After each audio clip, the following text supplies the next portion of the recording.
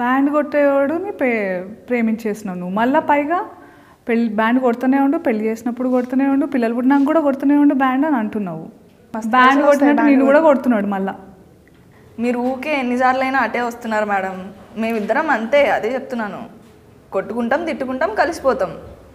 ఇట్లా దీన్ని నార్మలైజ్ చేస్తే మళ్ళీ తర్వాత ఏడ్చి మీరు చెయ్యొద్దు. మిమ్మల్ని చేయమనట్లే కదా మేడం, మా ప్రేమ గురించి నీకు కనిపిస్తలేదు రాంబాయి ఏమైతుందో నీతోటి. నువ్వు ప్రేమ అంటున్నావు కానీ నువ్వు బాధలో ఉంటున్నావు కదా. నేను బాధపడట్లే మేడం. మరి వాడితో ఉన్నంత ఆనందంగా నేను ఎవరితోనూ లేను. నేను చూస్తే నాకు ఏమనిపిస్తుందంటే ఇంగ్లీష్లో ఒక సామెత ఉంది, too much understanding invites disrespect. అంటే నిన్ను ప్రేమిస్తున్నా అనేటోడు ప్రేమ అప్పటిదాకానే బాగుంటుంది. నీకు ఏమన్నావు, ఫోన్ బ్యాలెన్స్ అడగంగానే పెట్టిండు, నేను అడిగినవన్నీ తినిపిస్తాడు, నన్ను ఆటోలో తిప్పిండు, నచ్చకపోయినా ఆటో జాబ్ చేసిండు. ఇవన్నీ జీవితాంతం చేసే ఏమంటారు కమిట్మెంట్ ఉండాలి, సంకల్పం ఉండాలి. అది మగోళ్ళ మ్యాక్సిమం లేదు. నీకు చెప్తున్నా ముందే. రాజు అందరు మగోళ్ళ లెక్క కాదు మేడం.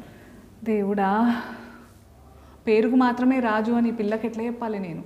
నువ్వు ఆ గౌరవము, ఆ జాగ్రత్త, ఆ కేర్ అనేది ఉండుంటే నీ మీద కట్టెతో కొట్టుడు కాదు కదా, చెయ్యి కూడా లేపడు, గొంతు కూడా లేపడు.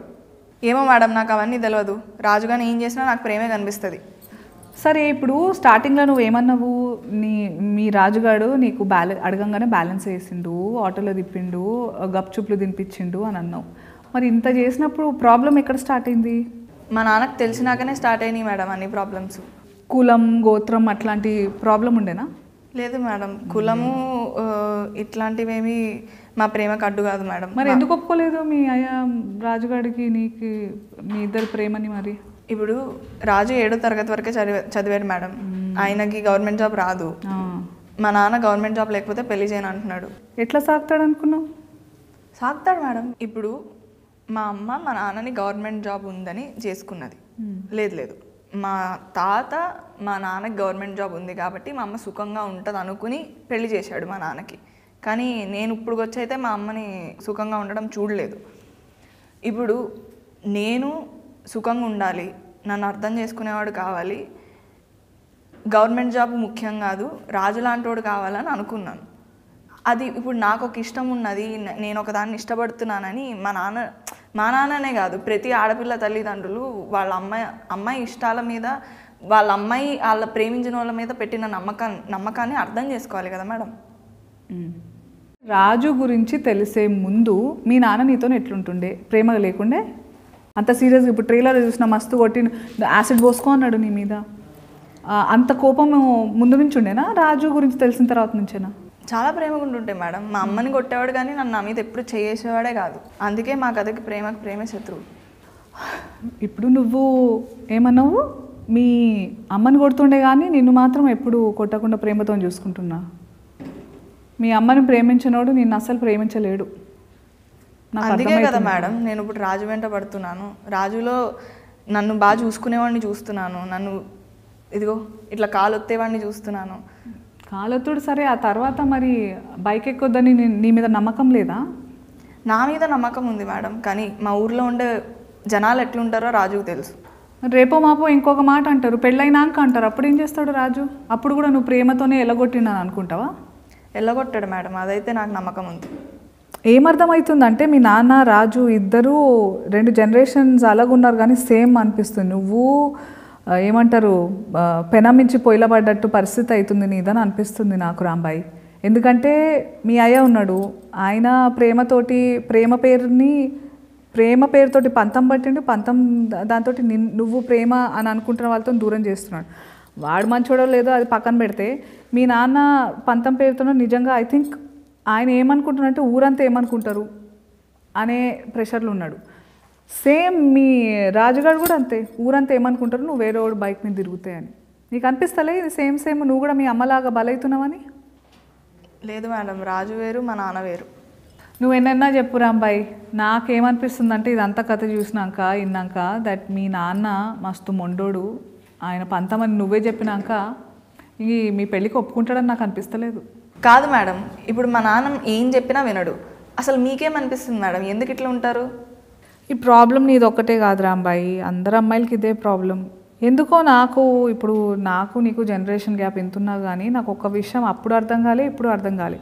అప్పటికి ఇప్పటికీ కొంచెం మారినా కూడా మీలాంటి ఊళ్ళల్లో ఇంకా ఆ పాతకాలం పద్ధతులు, ఆ పాతకాలం పగలు పంతాలు, పరువు ప్రతిష్టలు పేరుని వీటన్నిటిని అమ్మాయికి తోడుగా, అంటే వీటితో పాటు పరువు ప్రతిష్ట అమ్మాయి ఒక లైఫ్లెస్, అంటే జీవం లేని దానిలాగా ట్రీట్ చేస్తూ ఉంటారు. పరువు కోసం మనం ప్రాణాలు తీసేస్తున్నాము, ప్రాణాలు ఇచ్చేస్తున్నాము, మన సుఖాలు సంతోషాలు అంతెందుకు మనల్ని మనమే వదిలేసుకుంటున్నాము. కానీ ఈ పరువు అనేది ఇందులో ఏదన్నా మనకి ఇస్తుందా? ప్రేమ ఇస్తుందా? సుఖం ఇస్తుందా? సంతోషం ఇస్తుందా? కరెక్టే. ఇంతకీ మీది లవ్ మ్యారేజా అరేంజ్డ్ మ్యారేజా మేడం? లవ్ మ్యారేజే. కాకపోతే ఇంట్లో ఒప్పించాను. మీ ఇంట్లో ఒప్పుకున్నారా మేడం? ఎట్లా ఒప్పించారు? చాలా కష్టమైంది రాంబాయి నాకు. అందుకే కదా నిన్ను చూస్తుంటే నేను ఈ లైఫ్ కొంచెం, నేను కూడా మా నాన్నకి మా ఆయనకి మధ్య నలిగిపోయిన సందర్భాలు ఉన్నాయి. కాకపోతే మా ఆయన మీ రాజులాగా కొంచెం అగ్రెసివ్గా అప్పుడు లేకపోయిండు. అంటే కొంచెం ఓపికతోటి మీ అమ్మ నాన్నలు ఒప్పుకున్నాకనే పెళ్లి చేసుకుందామని ఆగిండి. అక్కడ నాకు కొంచెం ఊరట ఉండే, ప్రెషర్ లేకుండే మా ఆయన నుంచి పెళ్ళి కోసం. ఒప్పుకున్న తర్వాత చేసుకుందాం పెళ్ళి అని. అందుకే ఆ గౌరవం అన్ని వైపులా ఆగింది. ఓపిక ఉండే కొంచెం మాకు.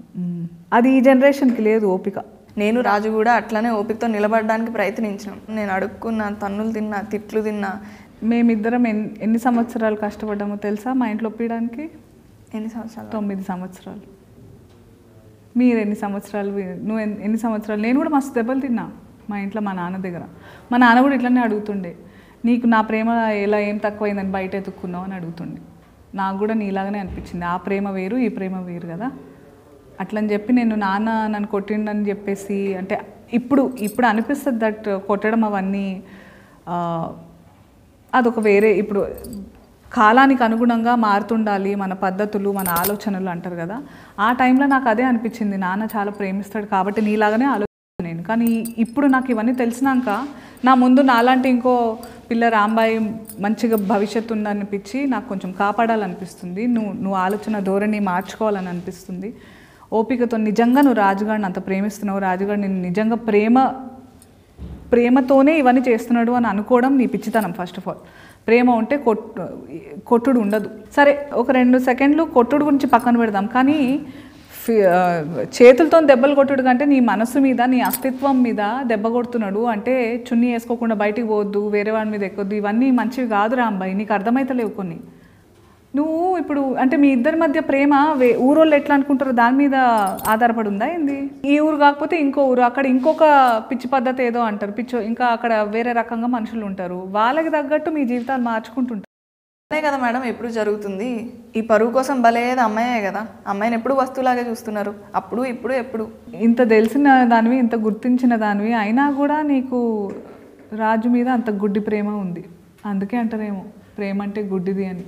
ఇప్పుడు అబ్బాయిలు అంటేనే వేస్ట్ కాలని ఫిక్స్ అయిపోయి ఉన్నారా? అదే రాజు లాంటి అబ్బాయిలు డెఫినెట్గా. ఎందుకంటే నేను చూసినంత వరకు రాజు లాంటి అబ్బాయిలతోనే ఎంత దూరం అంటే అంత మంచిది.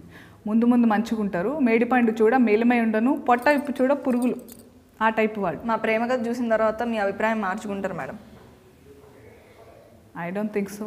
పైగా గ్రేటెస్ట్ లవ్ స్టోరీ అని చెప్పుకుంటున్నారు మీరు. ఎందుకు గ్రేటెస్ట్ లవ్ స్టోరీ? ఎవరైనా చచ్చిపోతారా? లేదు మేడం, చావరు. ఎవరైనా చంపేస్తారా? చంపరు మేడం. యాక్సిడెంట్ అవుతుందా? ఉండదు, అట్లాంటివి ఏమి ఉండవు మేడం. యాసిడ్ పోసుకుంటారా? మీ నాన్న అన్నాడు కదా పోసుకుంటావా ఏంది కొంపదీసి? లేదు మేడం. మరి ఎందుకు గ్రేటెస్ట్ లవ్ స్టోరీ? అన్నీ ఏం చెప్తావులే, నేను చూస్తూనే వస్తుంది మజా. But all ends well. పెళ్ళవుతుందంటే హ్యాపీ ఎండింగ్ అనమాట. మంచి జరిగిందా చెడు జరిగిందా నేను చెప్పలేను, కానీ మీరైతే షేక్ అవుతారు మేడం. వామ్మో, మస్తు పెద్ద మాటలు అంటున్నావు. మరి నేనైతే వెయిట్ చేస్తున్నా. నేను చూస్తుంటే రాంబాయి నీ మీద నాకు మనసాయనే అట్లనే అందరు కూడా అంటున్నారు.